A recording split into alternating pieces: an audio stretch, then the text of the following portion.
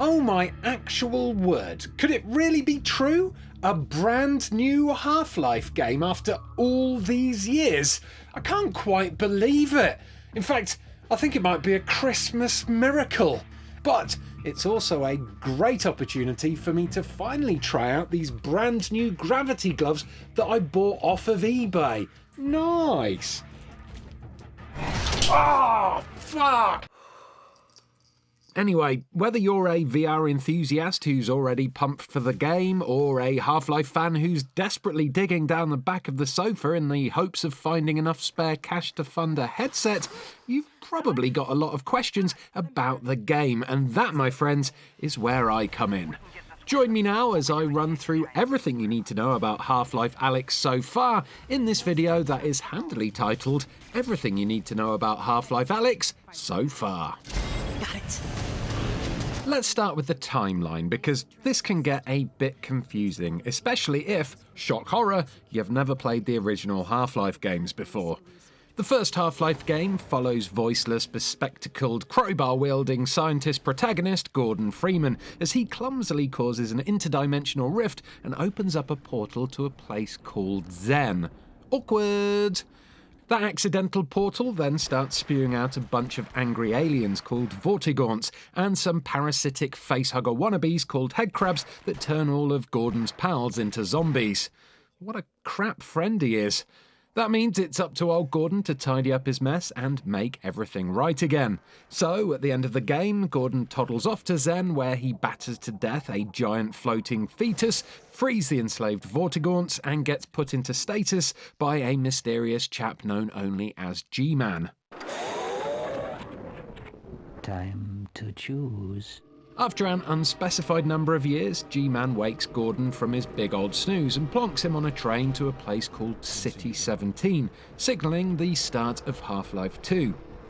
Things haven't been going so well for planet Earth since Gordo went for his nap though, and it turns out that accidental rift from the first game attracted the attention of a new alien race called the Combine.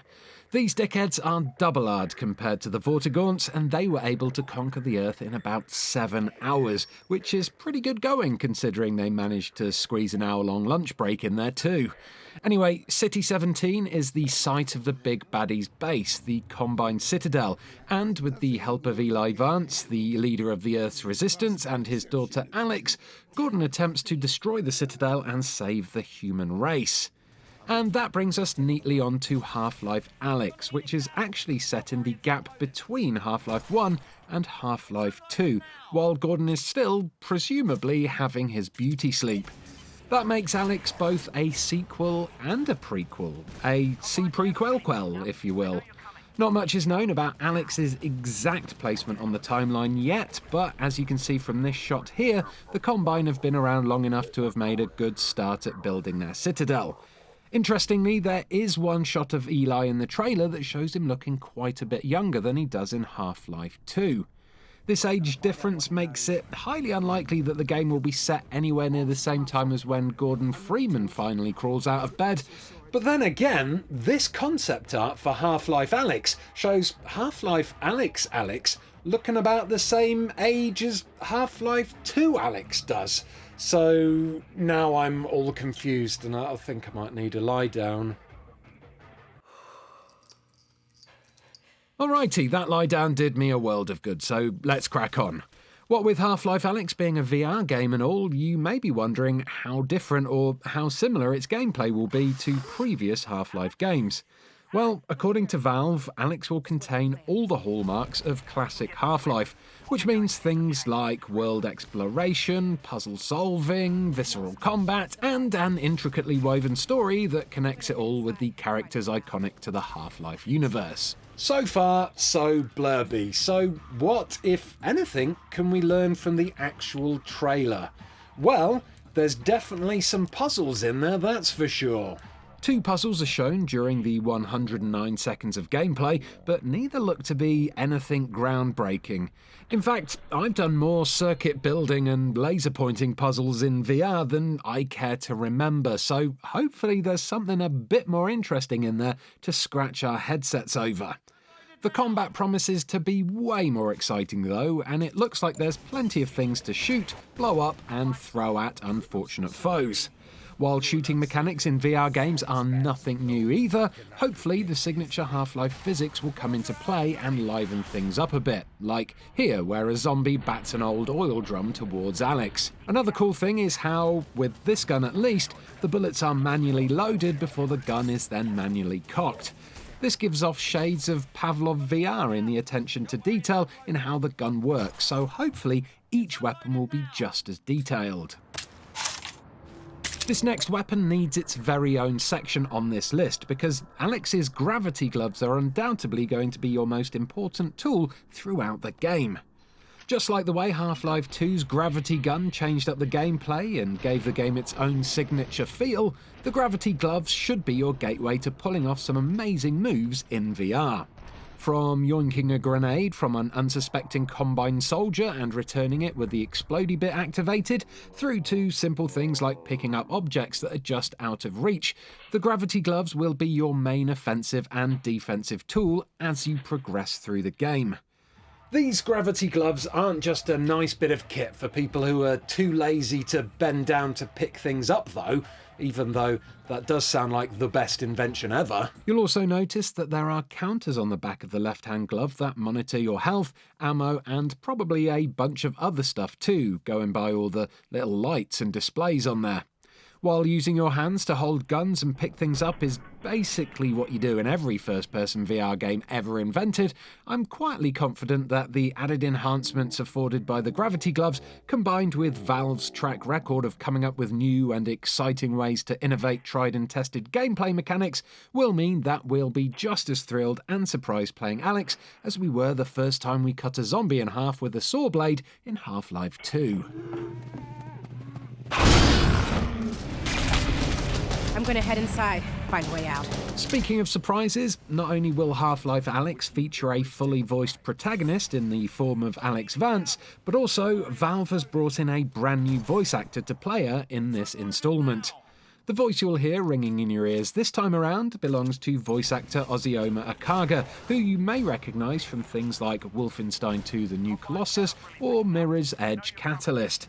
There's only a few little snippets of her dialogue in this trailer, but it sounds like Ozioma has done an excellent job, and it definitely feels like she fits the role perfectly. They've got Dad. Alyx may have a different voice, but physically she still looks pretty much the same, and she's not going to be the only familiar face that we see in the game. There's Eli Vance, of course, although due to the sad passing of his original voice actor, he will also be played by someone different. Then there's the return of everyone's favourite sinister interdimensional bureaucrat, G-Man, whom we get a sneak peek of right at the end of the trailer. And then there's this chap. He's new to the series, and so far this quirky Kiwi doesn't have a name, although it is rumoured to be Russell. But we do know that he's voiced by the Rhys Darby from Flight of the Conchords and What We Do in the Shadows fame. We're werewolves. What are we? Werewolves, not werewolves. Sadly, there's no sign of Alyx's faithful robotic companion dog anywhere in this footage, but that doesn't mean he's not going to be in the game at all, and maybe, if we're lucky, we'll be able to use our very own hands to put him together. Now, that would be a very good dog indeed. So that's all the friendlies that we've seen so far, but how about the not-so-friendlies? Well, it turns out there's a load of them in this trailer, and that's probably only just scratching the surface of what we'll meet in the game. Check it out. There's a new type of electric-looking headcrab there. Then, of course, there's the old faithful headcrabs. That's going to be pretty freaky when they jump at your face. There's a poison headcrab there. That's a classic headcrab zombie. And there's even this new type of electro-zombie that's likely created when one of those aforementioned electric headcrabs crawls into someone's chest cavity. Chest crabs? Not only that, but there are signs of those sticky-tongued barnacle bastards. Antlions like this one also make an appearance before it swiftly gets its leg amputated. And we also catch a glimpse of a classic Combine Strider, a new-look Strider that seems to have been modified for hard labour, and two new-look designs for Combine soldiers. Looks like our guns and our gravity gloves are going to be very busy in this game. Oh. Now, one of the biggest early criticisms I read about Half-Life Alyx being a VR game, and oh boy have I read a lot of criticisms about Half-Life Alyx being a VR game, is that because it's VR, it'll probably be short. Well, my friends, several Valve employees have actually stated that Half-Life Alyx is a 20-hour game, which should mean the campaign is just as big as that of Half-Life 2, although the Doritos Pope himself, Jeff Keighley, did tweet out that he'd played the game all the way through from start to finish, and that had taken him just over 15 hours. Either way, it sounds like there's a pretty hefty campaign here, so all you VR naysayers can just go sit back down and think about what you've done. Okay, on to Alyx's locomotion and comfort settings now, as these are always a concern for people, especially those who are newcomers to VR. Now, while the trailer does show a very small amount of smooth move locomotion, it doesn't really give a huge amount of information about the other types of control schemes available, or what comfort settings, if any, there are. Thankfully, there's a wealth of info over on Half-Life.com that shows that Valve has pretty much all movement schemes covered. In terms of locomotion, you can indeed have smooth move, as is my preference, but you'll also be able to choose teleport and shift move options too.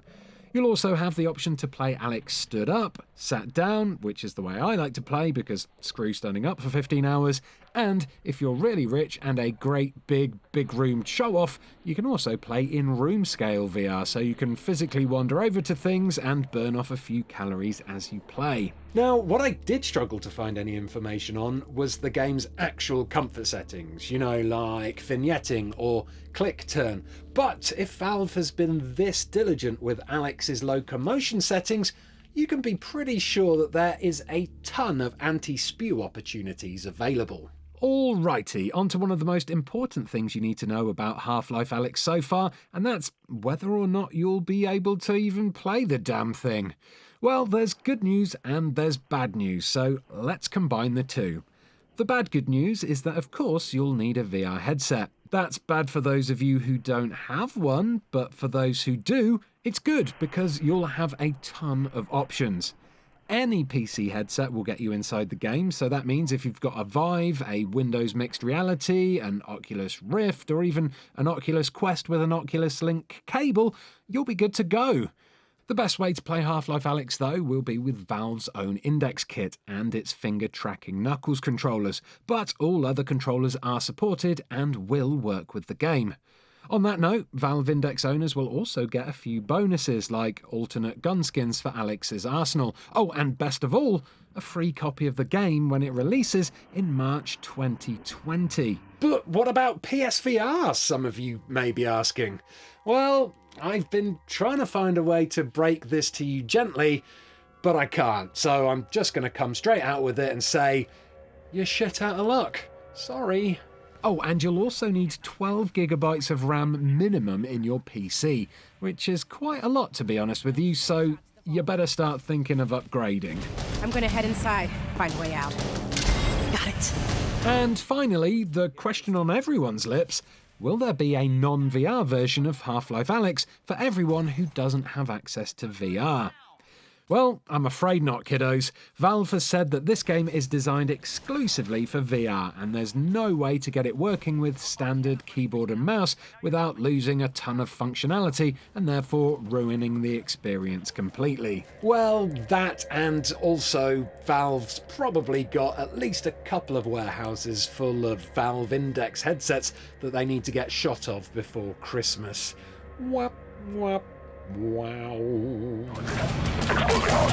And that is everything you need to know about Half-Life Alyx so far. From what little we've seen so far and from what we know about Valve when it can be asked to make a video game, it looks like Half-Life Alyx could be very special indeed.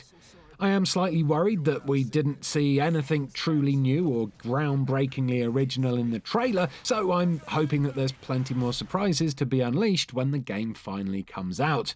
But then again, even if Half-Life Alyx is just a standard VR game, it's still the first brand new Half-Life game in over 10 years, and that's just blimming phenomenal.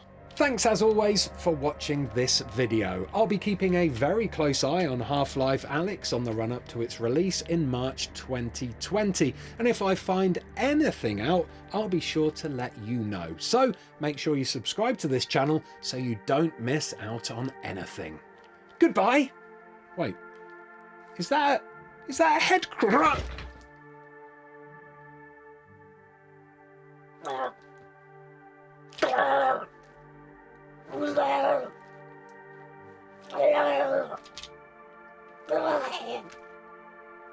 Blah, blah, blah.